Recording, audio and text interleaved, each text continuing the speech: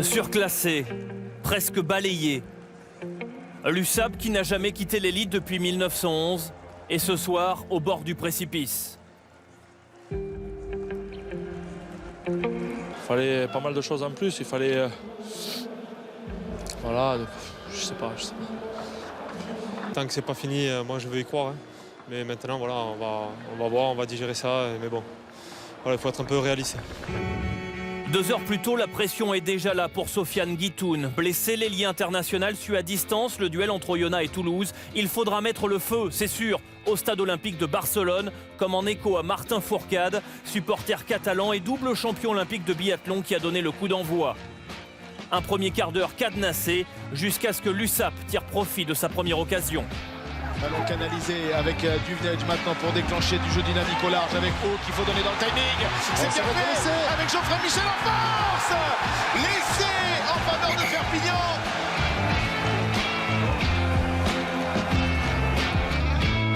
8-6, puis 11-9, Perpignan tient les rênes.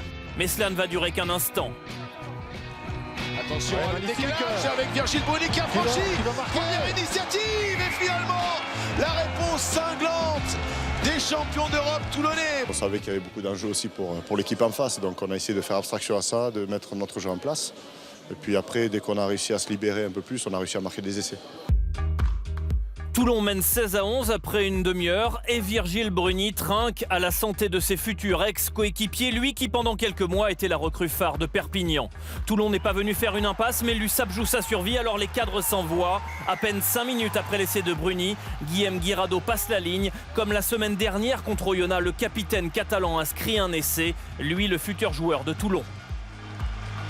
Ce qui est dommage, c'est qu'à chaque fois qu'on a repris le score et qu'on les a mis à douter, le coup d'après... soit on prenait un essai, soit on prenait des points, ou soit on les remettait dans le match. L'USAP mène 18-16 après 35 minutes, mais ce premier acte de folie n'est pas terminé. Les Toulonnais, à une semaine de leur demi-finale européenne, sont en répétition générale de ce rugby total. Un temps fort concrétisé par David Smith, mais après consultation de plusieurs ralentis, l'essai est refusé. L'ailier néo-zélandais passe en touche avant d'aplatir. C'est tout de même Toulon qui vire en tête 26-18 après une pénalité de Frédéric Michalak et surtout après un nouvel essai, un exploit personnel signé Stéphane Armitage. À chaud, Guillem Guirado est excédé. Cette dernière mêlée, c'est possible qu'on se fasse prendre comme ça à 1 minute de la fin. On commet des erreurs de défense et de cadet sur 3 premiers temps de jeu. Donc soit on rectifie la défense et ça va passer, ou soit on lâche la défense et ça va être très dur pour venir. L'USAP dominé et mené 29-21 après 50 minutes. Les Catalans qui ne doivent leur salut qu'à MG Kévou, sauveteur sur ce plaquage décisif qui envoie Armitage en ballon mort. Un sauvetage de courte durée. Dans la minute qui suit, Rudy Wolf, servi par Frédéric Michalak, franchit la ligne.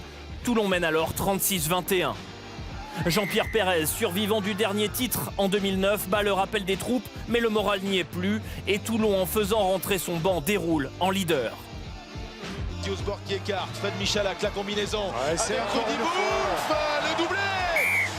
Et la messe semble dite dans ce stade olympique qui pourrait devenir un tombeau pour Perpignan. Certainement qu'aujourd'hui, l'USAP était capable de gagner contre beaucoup d'équipes, mais certainement pas contre Toulon. Donc voilà, on avait certainement que notre courage à leur proposer et ça n'a pas été suffisant. Un quart d'heure de la fin du match, l'USAP cherchera à se rapprocher du bonus défensif. MG Kévou inscrivant là le 3e essai catalan pour redonner à cette défaite un contour honorable, mais large défaite quand même, 46-31. On a tout donné, c'est sûr, et voilà. Nous on était à fond aujourd'hui, on tombe contre le champion d'Europe. C'est compliqué, voilà, c'est plus que compliqué. On s'est mesuré à ce qui se faisait de mieux. Hein. On a essayé d'élever notre niveau de jeu, par moments on l'a fait. Et par d'autres, bon voilà, on n'a pas été bien précis sur des petits détails en défense et des petites erreurs, mais bon, ils se sont engouffrés dedans et voilà, c'est comme ça.